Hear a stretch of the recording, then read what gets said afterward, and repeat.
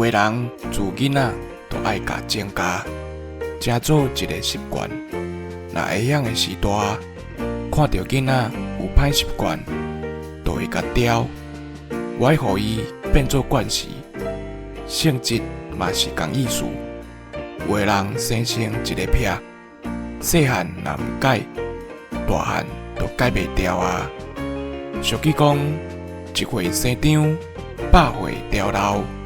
生长意思是讲汉草，用生长来比喻人的习惯甲性质，意思就是讲细汉时的惯势，到老拢袂变，已经掉底啊。